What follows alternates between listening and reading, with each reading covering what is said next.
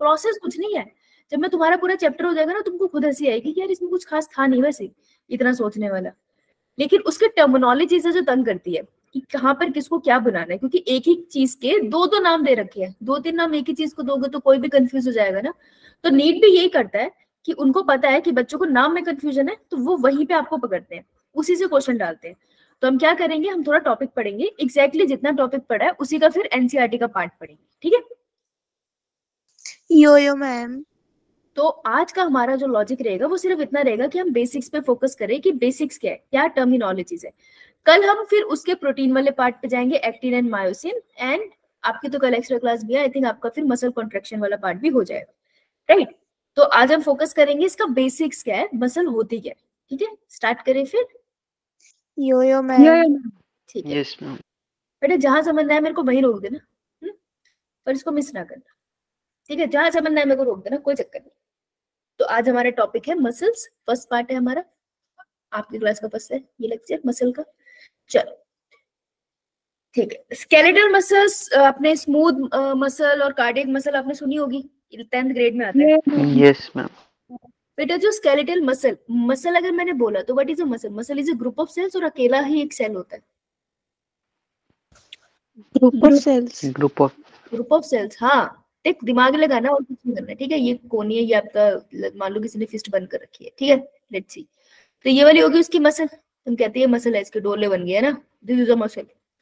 Muscle is nothing but group of cell, और ये हड्डी के साथ लगी है तो इसको हम बुलाएंगे स्केलेटल मसल। हड्डी के साथ जो मसल लगती है वो किसके थ्रू लगती है, टेंडन या लिगामेंट? लिगामेंट। बोन के साथ जब मसल लगती है so that is known as tendon. These are known as tendon, ठीक है। और जब एक बोन दूसरी बोन के साथ कनेक्ट होती है, वो जिस कनेक्शन से कनेक्ट होती है that is known as ligament. जैसे स्पोर्ट्स पर्सन के आपको अक्सर सुनने को मिलता होगा, लिगामेंट फट गया, ठीक है। लिगामेंट फट गया, ज्यादा दिक्कत है। टेंडन हम कहते हैं ना मांस फट गया, वो मांस फटने में एक टेंडन फटा होता है, ओके। राइट, हील करने में ऑब्वियसली दोनों को टाइम लगता है, प्रोटीन खाओ ठीक हो जाता है, फिर दर्द होता है दोनों में, ठीक है जी। तो अभी जो मसल है दिस इज अ मसल, अ मतलब होता है एक मसल, ठीक है। बहुत बच्चों के तरीके से बता रही हूँ लेकिन यार ध्यान से समझना, क्योंकि यही गलती होती है।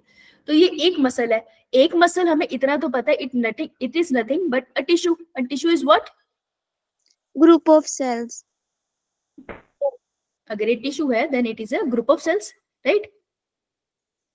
तो इसके ग्रुप ऑफ सेल्स है, यानी कि हर एक सेल का कोई नाम होगा ना। तो अगर मैं बोलूं एक सेल, उसको मैं क्या बुलाऊंगी, मैं उसको बोलूंगी मायोफाइबर, ठीक है। और इसी को मैं मायोसाइट भी बुलाऊंगी, साइट मतलब सेल होता है।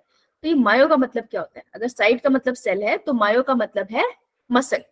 तो याद रख लेंगे हम कि मायो वर्ड जहां भी आएगा या फिर सार्को वर्ड जहां भी आएगा, उन दोनों का मतलब एक ही होता है, मसल। मसल के लिए वर्ड यूज होता है, क्लियर। Yes ma'am. यो ये मैम। लिखो, साथ साथ लिखते रहो।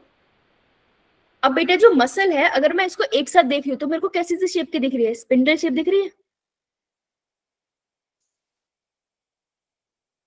यो स्पिंडल शेप कैसी होती है, कुछ इस तरीके से नहीं होती, जब भी मसल बनाओगे देखना तुम ऐसे ही बनाओगे, थोड़ी स्पिंडल शेप। तो जो एक मसल होती है उसकी शेप अलग है, वो थोड़ी आपको स्पिंडल शेप दिखेगी। लेकिन अगर मैं एक सेल निकाल दूं तो एक सेल कैसा दिखता है, एक myofibre is nothing but a cylindrical shape, ठीक है जी। अभी धीरे धीरे चैप्टर खुलेगा ना, देन यू विल सी कि बचपन से ये डायग्राम ऐसे चौकोर से पढ़ रहे हैं, सिलेंडर लिटाया हुआ है तुमने और कुछ नहीं, कि आप एक सेल को पढ़ रहे होते हो। इतनी सी बात समझ आई। यो तो मैम। ओवरऑल मसल आपको स्पिंडल शेप की दिखती है, लेकिन एक स्केल आपको सिलेंडर शेप का दिखता है, क्लियर। यो मैम। चलो आगे चलती हूँ, अब मैं ये बात को यहाँ बनाती हूँ थोड़ा सा। पूरी मसल है, it is spindle shape, this is a muscle. यार इसको थोड़ा बड़ा, तो अब एक काम करते हैं, एक टांग बना लेते हैं किसी की, चलेगा ना। Yes ma'am. यो ये नी पे कौन सा जॉइंट होगा,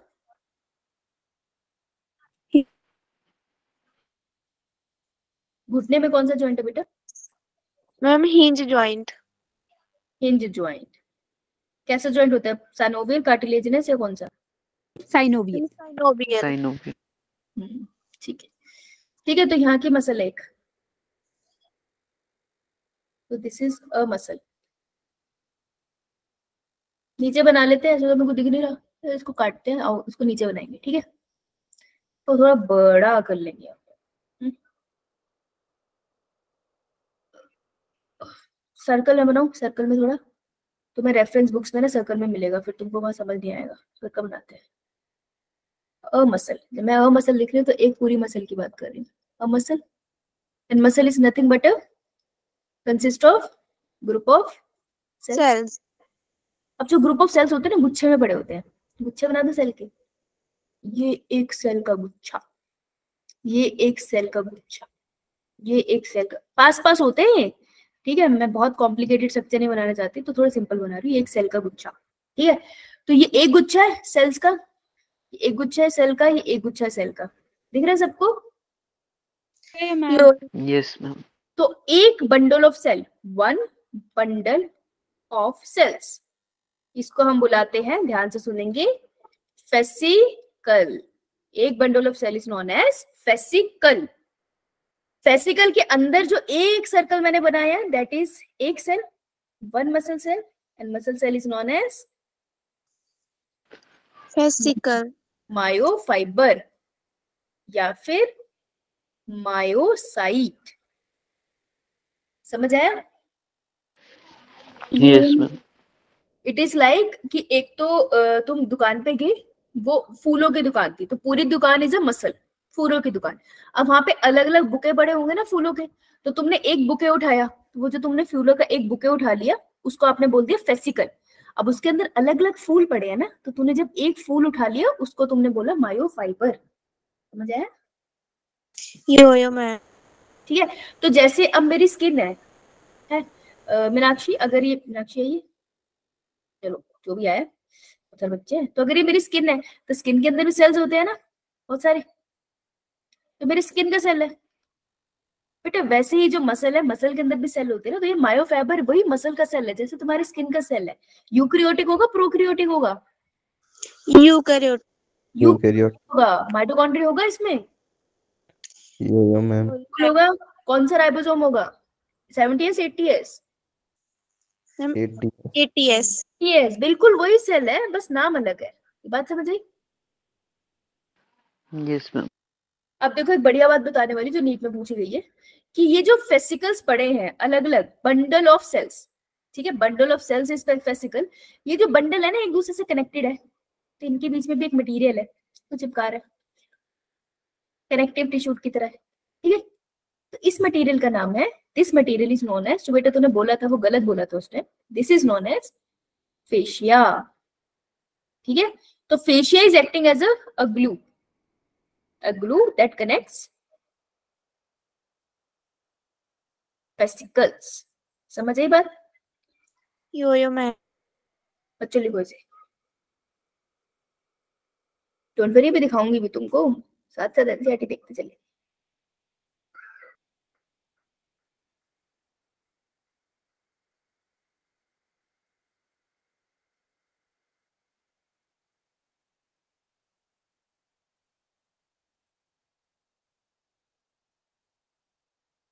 डन? Yo-yo man. चलो जी, देखो एक बात यहाँ भी लिखी है, थोड़ी दूसरी तरीके से लिखी है, ये डोला बन गया किसी का है। डोला is what? A muscle. Muscle के अंदर जो बंडल बने हैं, that is a muscle bundle, fascicle. और फेसिकल के अंदर जो एक एक सेल मिल रहा है, that is a muscle cell और मायोफाइबर। ये ना Yo-yo man. Yes ma'am. तो व्हाइट व्हाइट मटेरियल जो इन्हें कनेक्ट कर रहा है, दिस इज फेसिया। का फेशिया। शाबाश, बहुत बढ़िया। आगे चलते हैं। जो मैंने पीछे बोला ना, वो सब यहाँ लिखा है, एक बार तसल्ली से इसे पढ़ लेना और अपनी कॉपी में 4-5 लाइनें छोड़ दो, इसे लिख लेना, ये काम आएगा। मसल के नोट्स बहुत अच्छे से खुले खुले से बनाना, ठीक है, ये बहुत काम आएंगे तुम्हारे। और यकीन मानो काम आएंगे, ऐसे समझ नहीं आएगा एनसीईआरटी पढ़ के, मसल मसल रुला देती है। अब देखो, अब हम इसको और खोलने वाले हैं, तो मैं वो जो एक सेल था उसको खोल दूं थोड़ा सा। Yo-yo yes man. Ma'am. Cell का नाम क्या है? मायोसाइट। मायोसाइट। मायोफाइब्रल या फाइबर? फाइबर फाइबर, फाइब्रल नहीं है, fibre. And it's also known as myocyte, Side. है ना, फाइबर है ये। तो मैं इसको अंडरलाइन करती हूँ, फाइबर। अब मायोफाइबर कैसा है? अब अच्छा मेरे को जनरली बताना है, तुम्हारा कोई सेल बना देती हूँ मैं, है, और यहाँ पर मैं जो सेल बना रही हूँ वो मसल का बना रही हूँ। कैसे बनाऊँ? स्पिंडल शेप बनाऊँ ये सेल या फिर सिलेंड्रिकल? Means spindle. Cylindrical. बेटा स्पिंडल शेप होता है जब सारे सेल्स ना एक साथ पड़े होते हैं तो स्पिंडल दिखते हैं। अकेला सेल कैसा दिखता है आपको? Cylindrical. सिलेंड्रिकल। ठीक है, ओके बेटे। योयो तो मैंने बना दिया सिलेंड्रिकल। अब जनरली तो कोई सेल बोलता है, तो सेल में बाहर वाली लेयर कौन सी होती है बेटा? Plasma membrane. है ना, तो ये मेरे स्किन का सेल है, इसमें प्लाज्मा मेम्ब्रेन है, तो इसमें भी प्लाज्मा मेम्ब्रेन होगी, ये भी तो मेरा ही सेल है, तो प्लाज्मा मेम्ब्रेन। अब प्लाज्मा मेम्ब्रेन का नाम बदल देंगे, हम इसे बुलाएंगे, मसल वाला है तो सार्को लेमा, तो सार्को लेमा कुछ नहीं है, प्लाज्मा मेम्ब्रेन है मसल सेल की। लिखो। टेट्यूब्यूल्स अभी नहीं बनाऊंगी, अगर किसी को पता है तो टुक के बनाएंगे इसमें। अब इसके अंदर आपका न्यूक्लियस होगा, स्किन सेल में Yes, ma'am. मैम। न्यूक्लियस इसमें भी होगा, उसमें बहुत सारे न्यूक्लियस होते हैं। मेरे को इतना पता चल गया कि जो मायोसाइट होता है वो कैसा सेल है, this is a multinucleated. Multinucleate. Multinucleated और बीच में कोई बैरियर तो है नहीं, तो इसको हम बोलते हैं मल्टीन्यूक्लिएटेड सिंसीशियम। ठीक है, खुले पड़े हैं न्यूक्लियस बहुत सारे। ओके, माइटोकॉन्ड्रिया होता है इसमें, बिल्कुल Yes, ma'am. इसमें माइटोकॉन्ड्रिया होता है, सब कुछ होता है जो नॉर्मल सेल में होता है। जो चेंज है ना बस उसको मेंशन कर रही हूँ मैं। जैसे कि एंडोप्लाज्मिक रेटिकुलम, याद है तुमको, न्यूक्लियस के आसपास लगा होता था ऐसे ऐसे ऐसे ऐसे करके। Yes, ma'am. योयो मैम। हाँ, इसके पास भी एंडोप्लाज्मिक रेटिकुलम है, लेकिन इसको अपन बुलाते हैं एंडोप्लाज्मिक रेटिकुलम को सार्कोप्लाज्मिक मसल का रेटिकुलम, रेटिकुलम शेप को बोलते हैं। ठीक है, सार्कोप्लाज्मिक रेटिकुलम कौन से वाला होता है, स्मूथ या रफ? स्मूथ वाला होता है। ठीक है, तो इसके पास होता है सार्कोप्लाज्मिक रेटिकुलम। और एक बात हमें हम मस्त लिख लेंगे जो हमें 4 नंबर देके जाएगी रेटिकुलम, कि सार्कोप्लाज्मिक रेटिकुलम में डब्बे भर के पड़े होते हैं कैल्शियम आयंस, भरे पड़े होते हैं, स्टोर हाउस है कैल्शियम आयंस का। सबसे ज्यादा मसल में क्वेश्चन आपको कैल्शियम आयन पे ही मिलेगा। ठीक है, क्या काम है आपको अभी नहीं समझ आएगा, 1-2 लेक्चर लगेंगे। चलो जी, डन डन। योयो Yes, ma'am. जनरली एक सेल तो यही खत्म हो जाता है ना, ये इसके अंदर के स्ट्रक्चर्स होते हैं, इसी में इसकी जिंदगी निकल जाती है। लेकिन मसल का सेल यूनिक है। मसल का सेल कैसा होता है? मसल के सेल के अंदर आपको और धागे मिलेंगे। तो जैसे आपको याद है संतरा जब खाते हो तो उसके ऊपर व्हाइट कलर के धागे लगे होते हैं, योयो मैम। Yes, ma'am. ये धागे कहीं से अटैच होते हैं वो व्हाइट वाले, Yes, ma'am. कॉर्नर से अटैच होते हैं, कभी ध्यान देना। ठीक है, तो जैसे धागे लगे हैं ना, उसी तरीके से हमारे मसल के सेल के अंदर भी धागे होते हैं। तो मैं धागे बना दूं, ये एक धागा, ध्यान से देखना, अब ये खुलेगा, ये एक और धागा, ऐसे बहुत सारे धागे होते हैं। उनको इसका नंबर याद नहीं करना, यहाँ कष्ट नहीं करेंगे, लेकिन यहाँ बहुत सारे धागे पड़े हैं, तो इन धागों का भी कोई नाम होगा। तो ये धागे है ना, धागों के लिए वर्ड हो गया फिब्रिल, और मसल के धागे हैं तो वर्ड हो जाएगा मायो फिब्रिल्स। फिब्रिल्स। तो बेटा फिब्रिल्स अंदर है और मायोफाइबर एक सेल है, तो मायोफाइबर फाइबर के अंदर मायोफिब्रिल्स है, समझ आई? Yes, ma'am. Protein threads, protein के बहुत सारे थ्रेड्स। और किसी सेल के अंदर नहीं मिलता ना ये, कभी कहीं सुना है मायोफिब्रिल्स? No ma'am. No. यहाँ नहीं मिलता है। तो जो चीज यूनिक होती है, जैसे मैं कहूँ मैमल्स के अंदर उनका कैरेक्टरिस्टिक फीचर है मेमोरी ग्लैंड, किसी में नहीं मिलते, लेकिन मैमल्स के अंदर मेमोरी ग्लैंड मिलते हैं। तो इसके अंदर अगर मायोफिब्रिल मिल रहे हैं तो मैं कह सकती हूँ it is the characteristic feature of muscle cell. Yoyo ma'am. Yes, ma'am. This is a form of question, इस ये कंपेयर होके आता है, अभी थोड़ी देर में समझ आएगा तुम्हें। तो मैं लिख लेती हूँ, मायोफिब्रिल्स ध्यान से लिखना, are characteristic feature of muscle cells. सिर्फ मसल में मिलते हैं। मजा आ गया, हो गया ना? Yoyo ma'am. आगे चले। Yes, ma'am. ठीक है, फिर से मेरी मदद करना है। ये पूरा एक सेल है, क्या बुलाऊं इसको? मायोफाइबर। मायोसाइट। कॉपी देख के बोल ले, गलत मत बोल। मायोफाइबर है, उसके अंदर मैंने एक ये थ्रेड बना दी। This is myofibrils. Myofibrils. Myofibrils के अंदर भी थ्रेड मिलती है मुझे, ठीक है, जो लाइट और डार्क बैंड बनाती है। ये कुछ ऐसी भी मिल रही है थ्रेड, ब्लू ब्लू कलर की है, और एक मेरे को थोड़ी ग्रीन ग्रीन कलर की मिल रही है। इन दोनों प्रोटीन की थ्रेड्स को हम बुलाते हैं, these are known as, these are proteins, ठीक है। हम इसको बस ऐसे याद देंगे, दीज आर प्रोटीन्स। तो मायोफाइबर के अंदर मायोफिब्रिल है, और मायोफिब्रिल भी अंदर प्रोटीन से बनी हुई है। इतनी बात क्लियर? यो यस मैम। सब कुछ प्रोटीन है। तो मतलब सबसे छोटा सा पार्ट अगर मैं बोल दूं वो एक मसल का, तो सबसे छोटा पार्ट कौन सा हो जाएगा मसल का? प्रोटीन। तो उसके अंदर वाले प्रोटीन है। एंड दीज प्रोटीन्स आर कौन से वाले? These are actins and myosin. Myosin. ठीक है जी, इनके बारे में हम पढ़ेंगे। अब इस डायग्राम को थोड़ा सा बड़ा कर दूं। यो यस मैम। अब ये जो मायोफाइबर है ना, क्या होता है, मायोफिब्रिल जो है, जब ये ऐसे पिचकता है, थोड़ा ना अंदर की तरफ मूव करेगा ये, ठीक है, ऐसे हो जाएगा। जब ऐसे पिचकेगा तो मसल कॉन्ट्रैक्ट होगी, और जब अपनी शेप में चला जाएगा तो रिलैक्स होगी, ठीक है। तो कॉन्ट्रैक्शन और रिलैक्शन होती है, लेकिन ऐसा नहीं होता पूरे में होगी, लेंथ तो बहुत बड़ी है ना। तो अगर तुमने कभी चेन चेन खेली है? Yes ma'am. खेलते हैं भाई, कैसे खेलते हैं मेरे को क्या पता। जो डैनर होगा वो आउट करेगा, उसके साथ चेन बना के फिर बाकियों को पकड़ेगा। हाँ, तो जैसे ये एक बच्चा है, इसने एक और बच्चे को आउट किया, उसके साथ हाथ पकड़ के भागता फिर रहा है। थोड़ी देर में इन्होंने एक और बच्चे को आउट किया, वो पकड़ के भागते फिर रहे हैं। फिर एक और बच्चे को आउट किया, वो पकड़ के भागते फिर रहे हैं। बहुत सारे बच्चे हो गए। बात बताओ, इतने सारे बच्चे जब चेन बना के भाग रहे हैं, दिक्कत होगी? Yes ma'am. लेकिन भाई जब ये सिर्फ दो भाग रहे थे तो आसान था, यस मैम। अकेला भाग रहा था तो ज्यादा आसान था, यस मैम। है ना। तो मायोफिब्रिल को कॉन्ट्रैक्ट करना है, अगर पूरे एक साथ कॉन्ट्रैक्ट करे वेरी डिफिकल्ट। तो इसको भी छोटे छोटे यूनिट में भगवान ने बांट दिया, ठीक है। तो इसके छोटे छोटे डब्बों से मिलके एक मायोफिब्रिल बना होता है। तो छोटे छोटे डब्बों को हम बुलाते हैं, देखो हर डब्बे के बीच में एक दीवार है ना, तो मैं कह लेती हूँ ये डब्बा मेरा ए, डब्बा मेरा बी, डब्बा मेरा सी, डब्बा मेरा डी, ठीक है। तो दिस इज अ मायोफिब्रिल। ध्यान से सुनना, मायोफिब्रिल के अंदर छोटे छोटे डब्बे होते हैं जो कॉन्ट्रैक्ट करते हैं, जिसकी वजह से अल्टीमेटली मायोफिब्रिल कॉन्ट्रैक्ट करेगा।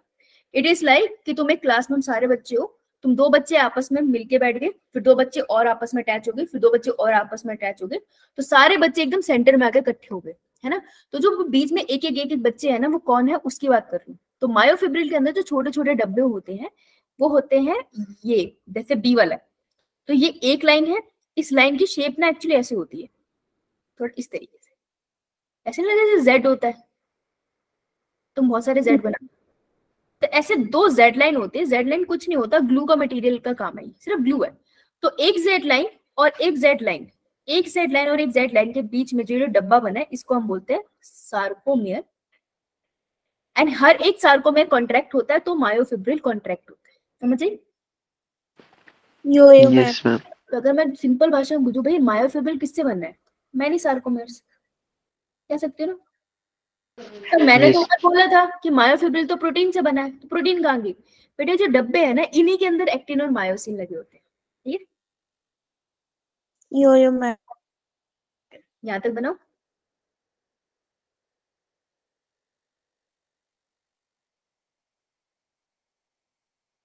अब ये करके दोबारा से रिकॉल करके फिर एनसीईआरटी पढ़नी है, ठीक है।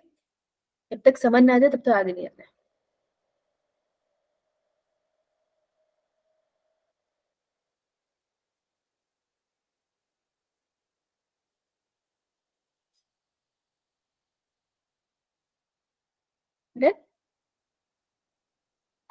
यो मैम। तो ये जो सार्कोमेयर है मैं इसको बड़ा कर दूं, चलेगा?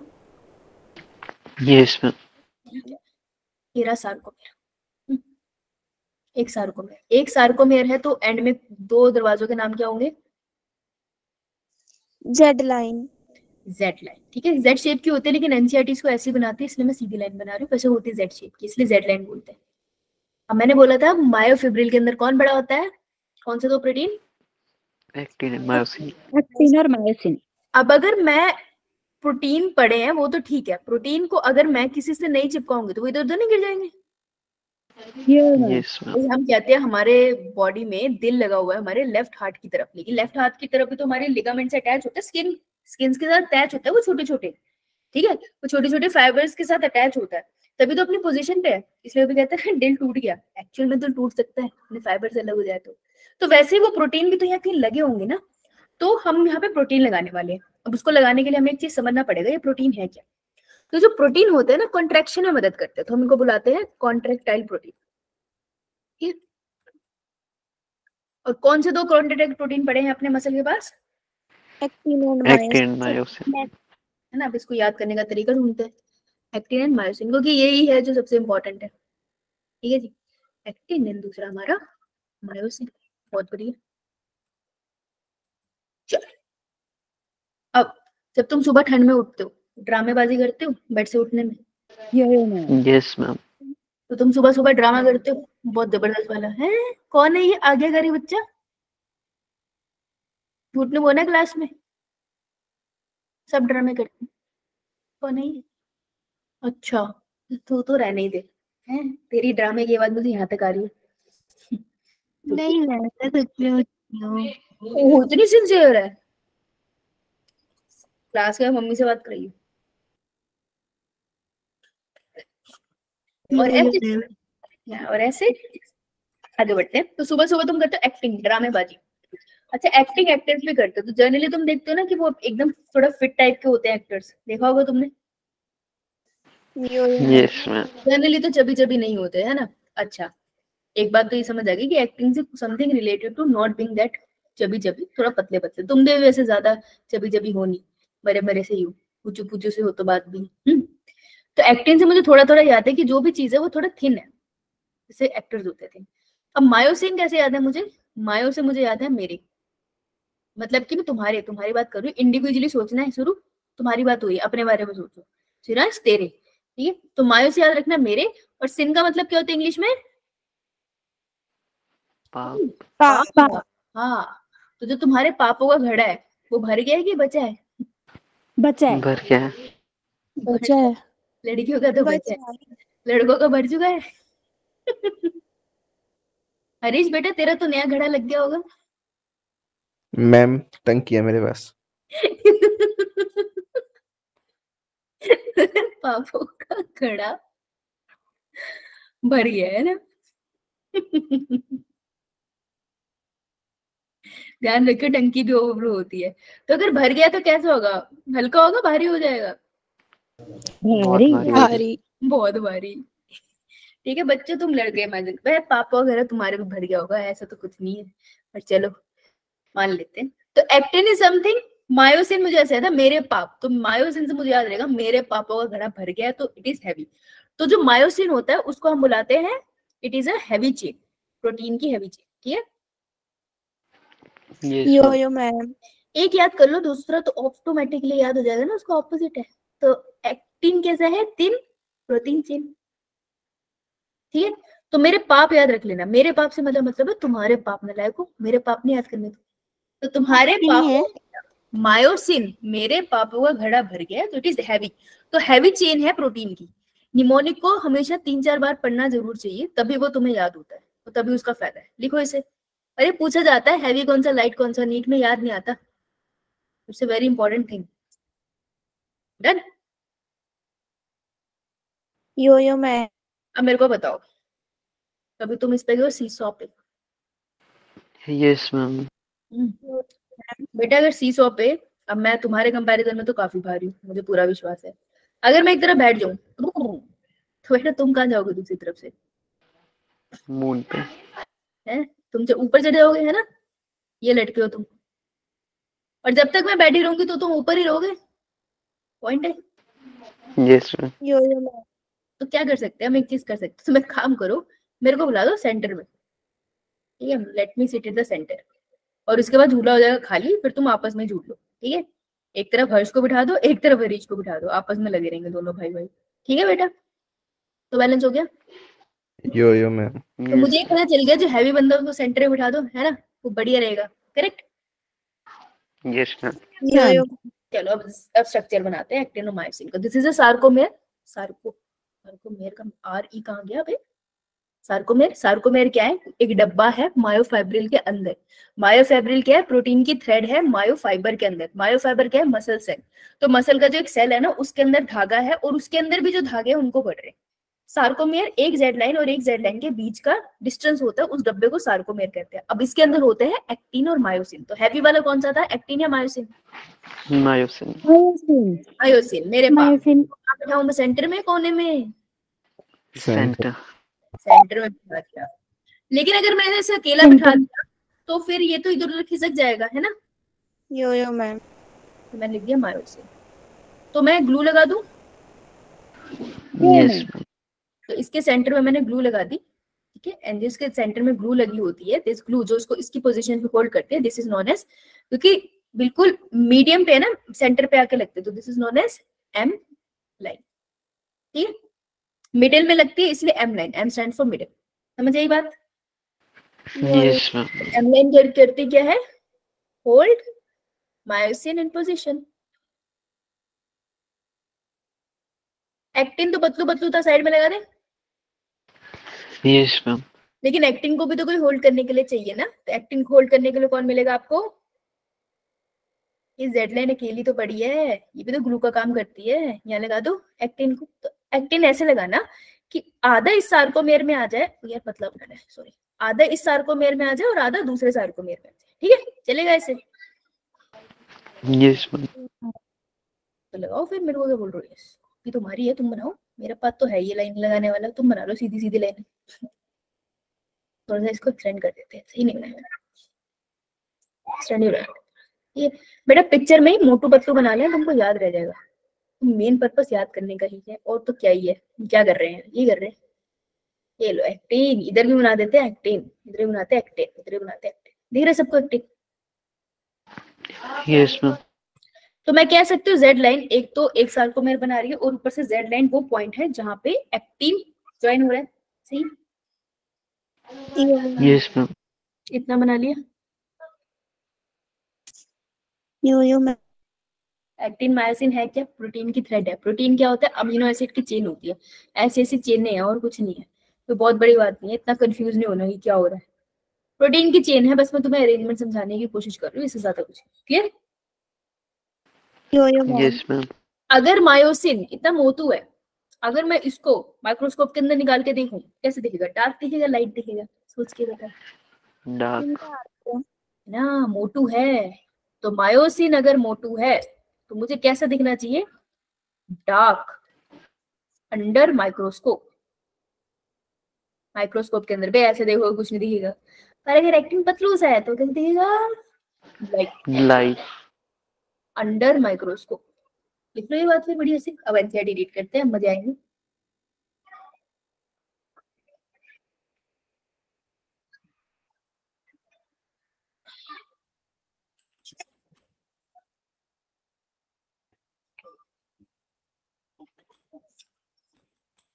डन?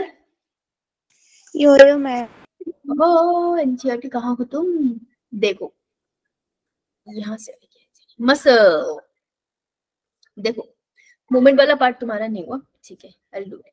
ये तुम पढ़ना एक बार मूवमेंट। चलो मैं एक बार फिर भी बताऊंगी। यहाँ से पढ़ेंगे। Based on their location there are 3 type of muscles identified. और लोकेशन के बेस पे 3 टाइप ऑफ मसल है। कौन सा पता नहीं किसका कर रही थी, मैं देख रही थी बुक, तो वहां पे क्वेश्चन आया हुआ था कितने टाइप की मसल्स होती है। 3 टाइप की मसल्स है। एक है स्केलेटल मसल, हड्डी के साथ लगी हुई। एक विसरल मसल जो आपके ऑर्गन्स में मिलती है, और एक कार्डियक मसल। विसरल कार्डियक खुद पढ़ोगे, यहाँ सब लिखा है, ठीक है, 10th में भी आपने पढ़ा, तो ये आप खुद पढ़ोगे। मैं आपको स्केलेटल मसल पढ़ा रही हूँ, तो मैं उस पर फोकस करूँ, ठीक है। सब पढ़ाऊंगी तो नहीं चल पाएगा ना, ये तुम्हें खुद पढ़ना। स्केलेटल मसल देखते हैं। तुम छोटा हो जाओ, अरे यार तुम छोटा हो जाओ। Thank you. स्केलेटल मसल देखो, इसे पढ़ते हैं। Skeletal muscle is closely associated with skeletal component of the body. Skeletal component का क्या मतलब है यहाँ पे? बोन, बोन, bones, ठीक है। They have striped appearance, striped appearance का मतलब होता है तुम्हें लाइनें दिखेगी उसपे। तो अभी तो देखा हमने कि डार्क बैंड और लाइट बैंड दिखाई देते हैं, तो तुमको ये लाइनें लाइनें से दिखाई देगी, ठीक है। तो ये कैसी होती है स्ट्राइप्ड अपीयरेंस को मैं क्या लिख सकती हूँ, एनसीईआरटी में लिख दे कि स्केलेटल मसल कैसी है, स्ट्राइप्ड। स्ट्राइप को ही हम कहते हैं स्ट्राइएशंस, स्ट्राइएशंस दिखेगी आपको डार्क और लाइट। अंडर द माइक्रोस्कोप, बेटा माइक्रोस्कोप के अंदर दिखेगी। अगर वहां लिख दिया उसने कि आपको आप मसल को देख रहे हो और वो आपको कैसी दिख रही है, अबे वो मसल तुम्हें कुछ नहीं दिख रही, स्पिंडल शेप की नॉर्मली ऐसी दिख रही है तुम्हें मसल, माइक्रोस्कोप के अंदर स्ट्राइप दिखेगी। इन्हीं को हम कहते हैं स्ट्राइटेड मसल। तो skeletal muscle are striated muscles as their activity are under the voluntary control of the nervous system. Voluntary muscles होती है ये, जैसे मैं चाहूंगी कि मेरी बाजू हिले तो उसके साथ मसल भी तो हिलती है ना, तो these are the voluntary muscle. दूसरी लाइन ये कैसी है, वॉलंटरी, ठीक है done. Their primary involve in locomotion action and change in the body posture. इनका काम क्या है, फंक्शन दिख रहा है वो। एनसीईआरटी स्पेसिफिकली 2 फंक्शन बोल रहे हैं तो फोकस करो ना, एक तो तुमको पता है लोकोमोशन, इसमें इसका रोल है, और दूसरा वो बोल रहे हैं बॉडी पोस्चर, कैसे बैठे हो तुम, इसमें भी तो मसल का रोल है। तो 2 रोल उसने मेंशन करे, 2 मैंने लिख लिए, क्लियर। यो मैम, लेकिन मैं यहाँ पे एक और लिखना चाहती हूँ, this is known as muscle cell. Muscle cell is also known as myofiber, also known as myocyte, myocyte. कैसा होता है, क्या वो ब्रांच होता है, अनब्रांच होता है? अनब्रांच होता है। ब्रांच सिर्फ कार्डियक मसल का सेल होता है, ठीक है। तो मैंने तो पढ़ाया था कार्डियक मसल ऐसे बनाए थे मैंने, ऐसे नोड के पास, तो ये अनब्रांच होता है। इसके अंदर न्यूक्लियस होता है, yes ma'am, मल्टी न्यूक्लिएटेड होता है। मल्टी न्यूक्लिएटेड न्यूक्लियस ऐसे फैले होते हैं ना चारों तरफ, तो हम इसे बोलेंगे सिंसीशियम। शेप कैसी होती है इसकी, एक सेल की, cylindrical, सिलेंडर। यो मैम, ठीक है, ये एक्स्ट्रा पॉइंट्स थे, एनसीईआरटी में लिख लिए, बहुत बढ़िया। आगे चले, यो मैम, अब हम जो पढ़ रहे थे, ये जो डायग्राम है ना, ये लेबल होने के लिए आता है, कैसे कर लेंगे हम। स्टार है ये, स्टार। एनसीईआरटी के सारे डायग्राम स्टार है, किसी ना किसी से क्वेश्चन आना ही है, देंगे यार। बिना बिना डायग्राम के बायो का पेपर दे देंगे तो बताओ, भगवान भी नाराज हो जाएंगे कि बायो को तो तुरंत बना देते। ठीक है जी, इसको पढ़ते हैं। कौन तुम्हारा कौन सा पेज नंबर है? मेरा 304 है। हमारा भी 304 ही है। अच्छा, तेरा हरीश? मैम 218। 208, ठीक है। Let us examine a skeletal muscle in detail to understand the structure and mechanism contraction. अब क्या समझ रहे हैं? skeletal muscle समझ रहे हैं, ठीक है। skeletal muscle is group of muscle cells. बार बार क्यों लिख रही हो? क्योंकि बार बार लिखने से याद हो जाता है यार, पेंसिल से लिखना, पेन मत लिखना। Each organized skeletal muscle, हर एक skeletal muscle in our body is made up of number of muscle bundle. तो ये जो मसल है, ये पूरा का पूरा जो डायग्राम आपको दिखाई दे रहा है, ये वाला, दिस इज अ मसल, ये पूरी की पूरी मसल है, ठीक है। तो अगर ये मसल है तो ये किससे मिलकर बनी हुई है? It is made up of number of muscle bundle. तो मसल के बंडल्स, यानी कि ये एक बंडल है, क्या बोलोगे मैं बंडल को? नाम क्या होता है बंडल का? fascicle, वेसिकल, है ना, मसल का बंडल। मसल के बंडल के अंदर पड़े होते हैं मायोफाइबर, तो दीज आर मायोफाइबर्स, ठीक है। एक मसल का बंडल दूसरे मसल के बंडल से अटैच होता है थ्रू व्हाट? Fascia, fascia. ये फेशिया बना दिया मैंने, बीच में ग्रीन ग्रीन दिख रहा है, वो तो ब्लड सप्लाई है बीच में, ये फेशिया। तो ये लिख लो फेशिया और फेसिकल, क्योंकि फेसिकल और फेशिया में गलती होने के चांसेस काफी ज्यादा है, ठीक है। अब फेशिया होता है क्या है? Common collagenous connective tissue. Collagen क्या होता है? तुम्हारी स्किन देखिए जैसे टाइट है, तुम्हारी स्किन पे इतने रिंकल नहीं है, लेकिन मेरी स्किन पे रिंकल होंगे। अगर तुम पेरेंट्स की स्किन देखोगे उन पे ज्यादा रिंकल्स होंगे। तो एज के साथ ना कोलेजन कम होता जाता है, जब तक कोलेजन ज्यादा होता है स्किन पे रिंकल कम बढ़ते हैं, ठीक है। तो कोलेजन रिस्पॉन्सिबल होता है स्किन के लिए, ठीक है, एक तरह से स्ट्रक्चर देता है।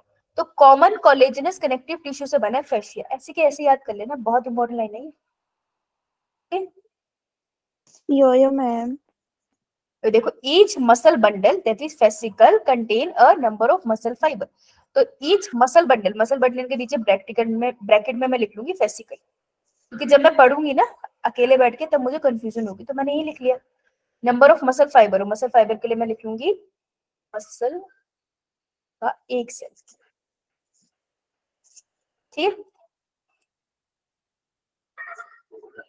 यो मैम। मसल के सेल से, सॉरी मसल के सेल्स, उसने एस लगा रखा है। 5 आगे चले, देखो अब यही वाली पिक्चर देख लो, यहाँ क्या लेबल था, फेसिकल लेबल था, मसल फाइबर लेबल है, इन्होंने देखो इसको लेबल कर रखा है मसल फाइबर, तो एरो ध्यान से देखना, इसको लेबल किया फैशिया में, समझ लेना। उसके बाद इन्होंने यही मसल फाइबर एक सेल को बाहर निकाला है, तो ये जो सेल है ना इसको बाहर निकालेगा जब, तो ये ऐसा दिख रहा है, सिलेंड्रिकल फॉर्म में है ना, तो ये जो एक सेल बाहर दिख रहा है इसके आसपास कौन सी लेयर होगी? Z line. प्लाज्मा मेम्ब्रेन ना, एक मसल का सेल ही तो है, यस मैम। तो प्लाज्मा मेम्ब्रेन को अपन क्या बुलाते हैं? सार्कोलेमा। हाँ सार्कोलेमा, तो इसके सार्कोलेमा। स्लैश करके प्लाज्मा मेम्ब्रेन लिख ले बेटा, ठीक है। बस इतना दिखाया ब्लड कैपिलरी, और कुछ नहीं दिखाया इन्होंने, मायोफिब्रिल्स एक्टिन मायोसिन कुछ नहीं दिखाया है इसमें, तो ये डायग्राम इतना ही है, इंपॉर्टेंट है। चलो आगे, यो यस ये बात इसने लिखी भी है कि muscle fibre is lined by a plasma membrane को सार्कोलेमा, तो सार्कोलेमा प्लाज्मा मेम्ब्रेन है, मैंने बना दी। एंक्लोजिंग है सार्कोप्लाज्म, अरे देखो अगर ये सेल है तो ये प्लाज्मा मेम्ब्रेन है जिसको मैं बोल रही हूँ सार्कोलेमा, तो अंदर साइटोप्लाज्म पड़ा होगा ना सेल के, यो मैम। यस ये ले साइटोप्लाज्म, तो बेटा साइटोप्लाज्म, जब इसने नाम उसका बदल दिया तो इसका नाम भी बदल देंगे पागल। साइटोप्लाज्म को अपन बुलाते हैं सार्कोप्लाज्म। सार्कोप्लाज्म, ठीक है। Sarcolemma is a layer, sarcoplasm is a cytoplasm. Muscle fibre is a syncytium, देखो सिंसीशियम है मतलब बहुत सारे इसमें न्यूक्लियाई है, contain many nuclei. Endoplasmic reticulum को हम बुलाते हैं सार्कोप्लाज्मिक रेटिकुलम, देखो यहाँ लिखा है सार्कोप्लाज्मिक रेटिकुलम, जिसके अंदर होता है store house of the calcium, ये है जिसके ऊपर 1000 क्वेश्चन मिल जाएंगे तुमको। Store house of calcium is sarcoplasmic reticulum, 1,000 crore question मिलेंगे इस पे, सबसे ज्यादा, बहुत इंपॉर्टेंट है। दिल बना दो यहाँ पे, अपना दिल यहीं छोड़ दो। और next line is the one जिससे कॉन्ट्राडिक्टरी क्वेश्चन आता है। Characteristic feature of a muscle fiber is the presence of large number of parallelly arranged filament in the sarcoplasm known myofilament और myofibrils। क्या बोल रहे हैं ये? बोल कुछ नहीं रहा, ये वही सिंपल बात बोल रहे हैं कि अगर ये मेरा मायोफाइबर है,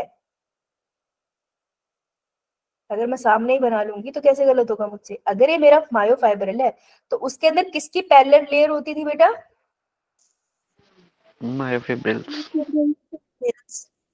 मायोफिब्रिल्स, मायोफिब्रिल्स को ही ये बोल देते हैं मायोफिलामेंट्स। लो लिख लो, एनसीईआरटी बोल रहे तो लिख लो। अब इसी बात को जरा इंग्लिश में पढ़ते हैं कि मसल फाइबर, ये बनाया मसल फाइबर में प्रेजेंस होती है लार्ज नंबर की, बहुत सारे नंबर की, पैरेलली अरेंज, एक दूसरे के पैरेलली तो है, मिल कहां रहे एक दूसरे से, फिलामेंट्स है ये, इन द सार्कोप्लाज्म, इस साइटोप्लाज्म में तो पड़े हैं, तो ये बाहर सार्कोप्लाज्म ही तो है, सही बात है ना? यो मैम। ऐसे हम बोलते हैं मायोफिब्रिल्स, यही बात इसने बोल दिया, समझ आइए? यस ईच मायोफिब्रिल, ये ग्रीन वाली, ये अंदर वाली, ईच मायोफिब्रिल के पास alternate light and dark bands होते हैं। अभी बनाएंगे। Detailed study of myofibril established that the striation appearance is due to the distribution pattern of two protein, actin and myosin। अब ये क्वेश्चन है आपका assertion reason, यहाँ से बनेगा, इस वाली लाइन से बनेगा हमारा assertion reason, ठीक है। सबसे पहले कैरेक्टरिस्टिक फीचर क्या है एक मसल का, मसल फाइबर का? Presence of myofibrils. Presence of myofibril, ठीक है। तो ये वाली लाइन मैं ऊपर लिख दूं, दो चीज है, मायोफिब्रिल्स, एक और वर्ड आएगा फिब्रिल, सही मैं फाइबर लिखने वाली थी। कैरेक्टरिस्टिक फीचर ऑफ, पूरा लिखना, मसल फाइबर, ठीक है। यो मैम। नीचे आ जाते, अभी क्या बोल रहे हैं कि ये जो आप कभी भी मसल को देखते हो ना तो उसमें अल्टरनेट स्ट्राइएशन दिखती है, आपको लाइट बैंड्स दिखते हैं, फिर डार्क बैंड्स दिखते हैं। एक मसल को, मसल बनाती हूँ नीचे, ठीक है, ये मैंने मसल बनाई। कभी भी मसल देखोगे ना, वॉलेंट्री मसल्स जो होती है वो आपका दिखेगी, dark band, light band, dark band, ठीक है, देख ले एक बार। Yes ma'am.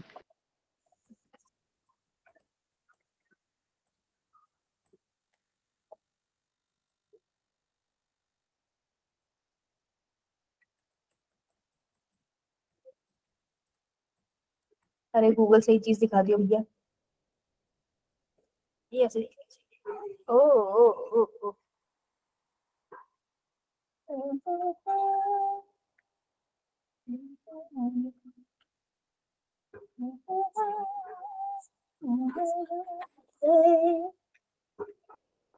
मेरा ये देख रहे हो तुम, काले काले काले काले काले से यस मैम। यो एक बैंड है, फिर उसके बीच में जो रेड रेड है वो लाइट बैंड हो गया, फिर तुमको डार्क बैंड दिख रहा है, राइट बैंड दिख रहा है, तो ऐसे तुम्हारे मसल दिखते हैं अंदर से, अगर मैं माइक्रोस्कोप में रख दूं तुम्हारे डोलो को, ठीक है, ये सेम चीज यस मैम।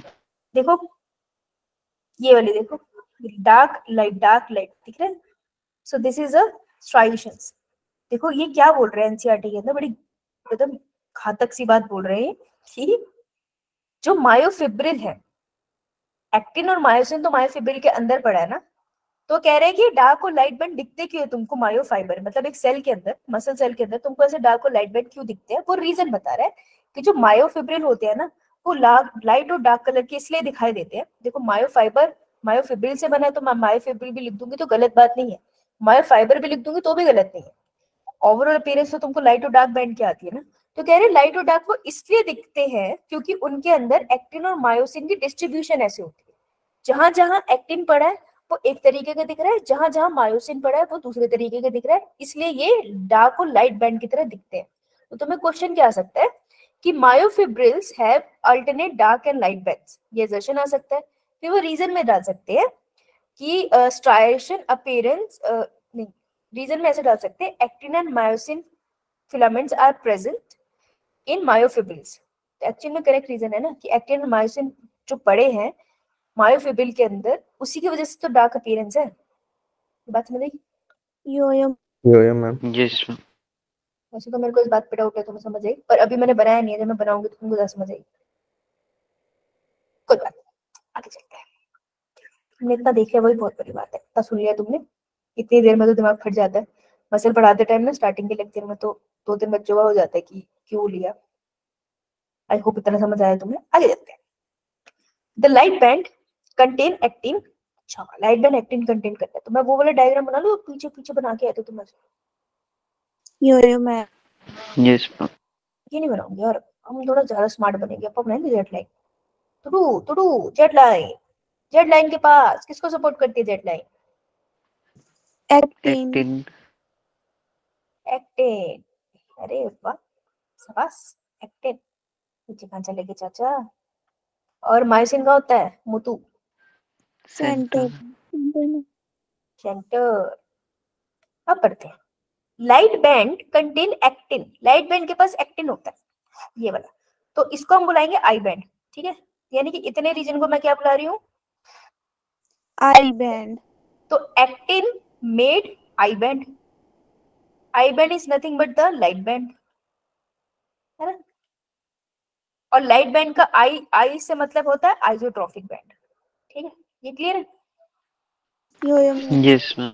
एक्टिन बनाता है आई बैंड, तो फिर दूसरा बचा मायोसिन, मेरे पापो वाला, तो मायोसिन कौन सा बैंड बनाता है? It mean the A band, A stand for anisotropic. Anisotropic. Isotropic, और एक ऐसा बैंड होगा डार्क बैंड। डार्क। तो मैं पीछे आके देखूं, ये तो डार्क डार्क लाइनें थी, वो कौन किसकी थी? मायोसिन। मायोसिन, और मायोसिन कौन सा बैंड बनाता है? A dark band. Yes correct, ठीक है। सो ये वाली लाइन लिखो, बहुत इंपॉर्टेंट है, ये क्वेश्चन कंफ्यूज करते हैं। याद करने का तरीका देखा जाए तो याद करने का तरीका होना चाहिए यहाँ पे कि ए से एक्टिन, ठीक है, उसी के आगे अगर मैं ए बैंड लिख देती तो जिंदगी कितनी आसान होती, लेकिन जिंदगी थोड़ी आसान है, तो एक्टिन के साथ आई बैंड रखनी, ठीक है, यस मैम। लिख लो इसे।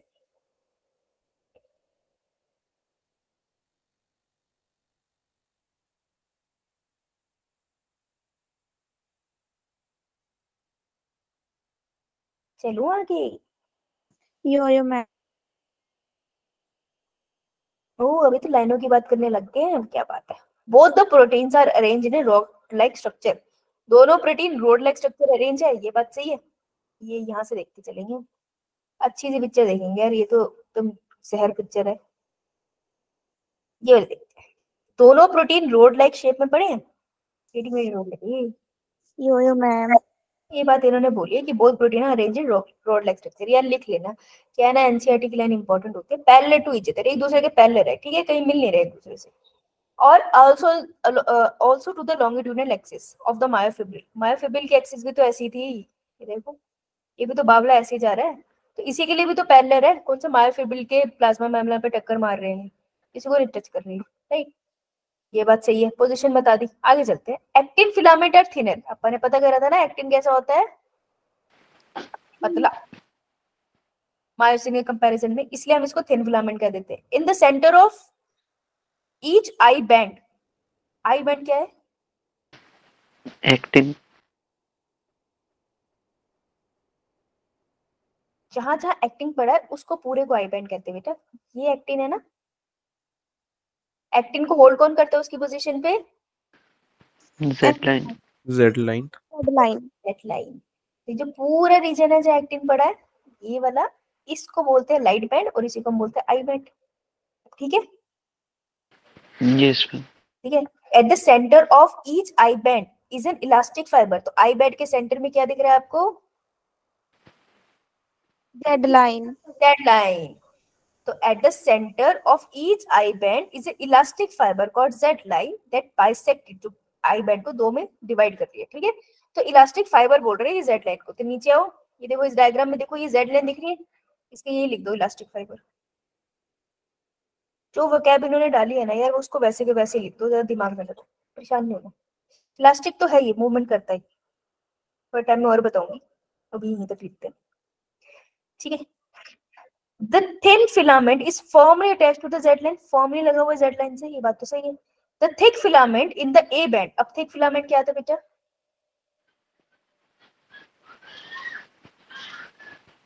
ये किसका बच्चा चीख रहा है, ये सेंटर वाला था थिक फिलामेंट। यो मैम, तो जहां जहां थिक फिलामेंट है, इसमें थोड़ा सा थिन फिलामेंट भी आ रहा है, लेकिन जहां तक थिक फिलामेंट है that is known as A band, A band, ये देख। है ना।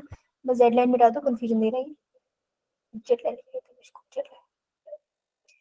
अब ये देखो क्या बोल रहे हैं, the thick filament in the A band, A band के अंदर जो थिक फिलामेंट है, थिन को इग्नोर करें, तो मैं कह सकती हूँ ना A band is made up of thin filament and thick filament are also held together in the middle एक थिन फाइब्रस मेम्ब्रेन से, और वो लाइन को हम क्या बुलाते थे, एम लाइन। एम लाइन, तो इसने एम लाइन के लिए वर्ड क्या यूज करा है, thin fibre.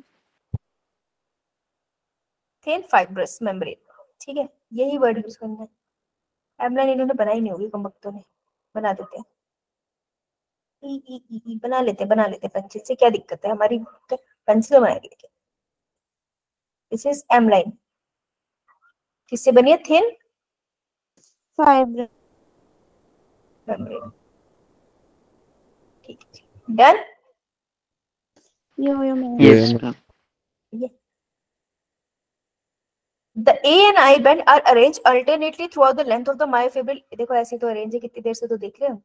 The portion of the myofibril between two successive Z line, एक के बाद एक, तो दो सक्सेसिव Z line के बीच में जो मायोफिब्रिल का रीजन है, ये Z line और इस Z line के बीच में, ये भी तो Z line है, तो मायोफिब्रिल का रीजन है, उसे क्या बुलाते हैं, सार्कोमेर। सार्कोमेर, शाबाश, ये रही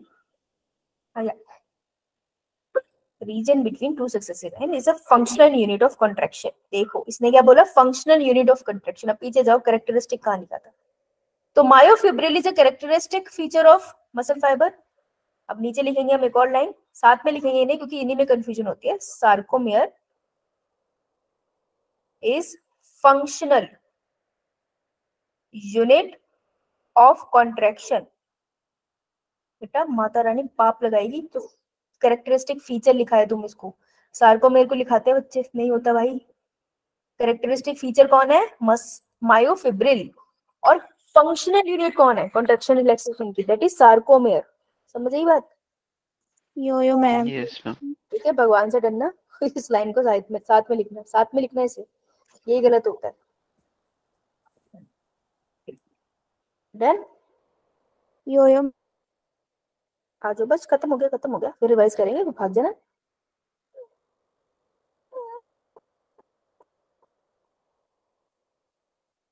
okay okay okay. In the resting state, resting stage का क्या मतलब है यहाँ पे? नो कॉन्ट्रैक्शन, कोई मसल कॉन्ट्रैक्शन नहीं हो रही, ठीक है, ये है इसका रेस्टिंग स्टेज। ऐसे क्यों लिख पा रही हूँ मैं? जब मैं न्यूरॉन में बुलाऊंगी तो बात कुछ और होगी। The edges of thin filament on either side of the thick filament partially overlap the free end of the thick filament. कितनी बार ये thin और thick बोलते हैं ना, मतलब तो बंदा थूक रहा होगा इधर, कंफ्यूज कर देते हैं, कंफ्यूज आ जाते हैं। ये बोल रहे हैं ये मायोसिन है और ये एक्टिन है, ये बात सही लिखी है मैंने?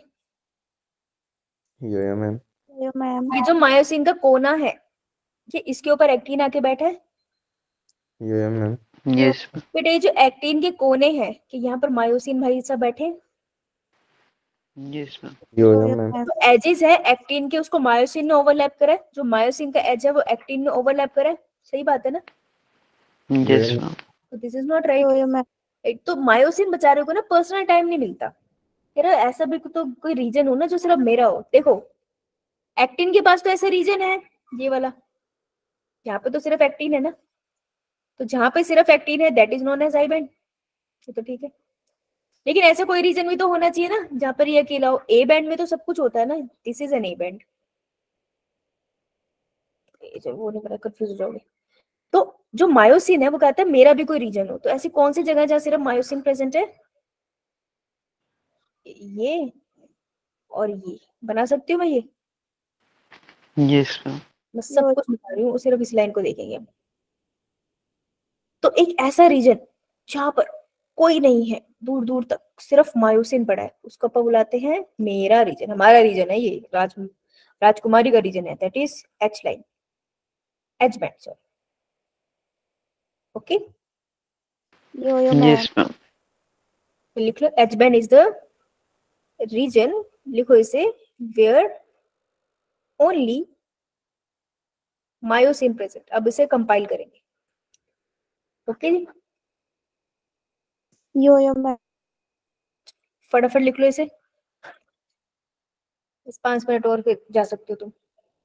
होमवर्क है, एनसीईआरटी पढ़ के आना।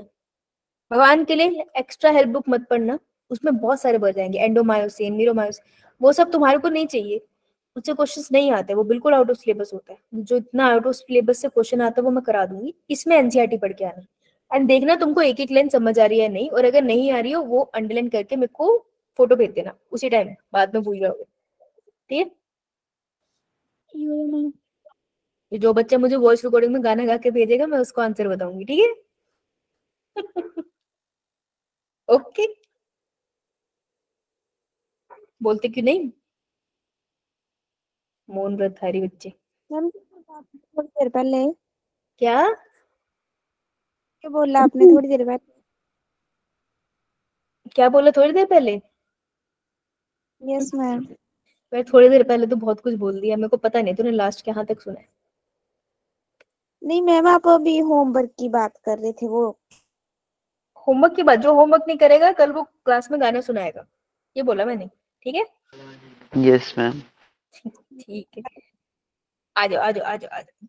जाने से पहले सार को मेरे को एक बार कर लेते हैं, इसकी लाइनें जरा लगा देते हैं सही से, ठीक है?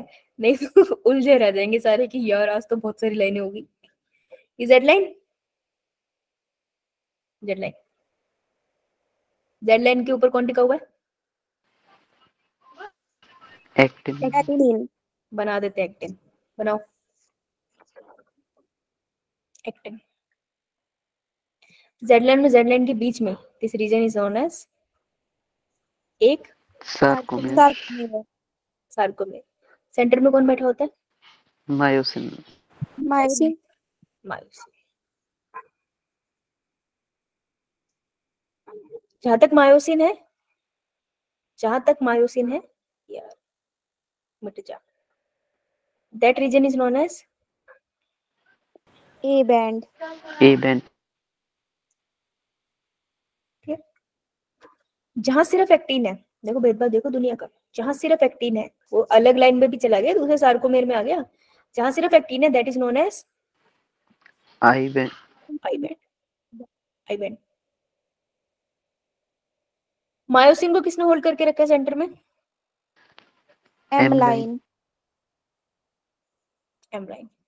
और वो रीजन जहाँ सिर्फ मायोसिन पैक है और कोई दूर दूर तक नहीं है, H H band. Band, this is H band. समझ आया? यो यस मैम। मैम, सबसे कॉम्प्लिकेटेड यही था। एक जगह पे इसको लिख लो, ताकि जब तुम अकेले बैठो और अपना सर दीवार पे मारो तो उसको देखना और जोर से सर दीवार पे मारना कि क्यों ली थी, क्यों ली थी। Yes ma'am. ये मेरे फोन को कैसे पता चल गया क्लास खत्म होगी मेरी? बजना स्टार्ट हो गया ये।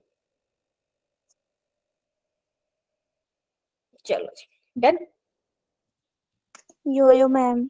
बस बेटा, इससे ज्यादा पढ़ेगी तो ज्यादा हो जाएगा। कल ये रिवाइज करके और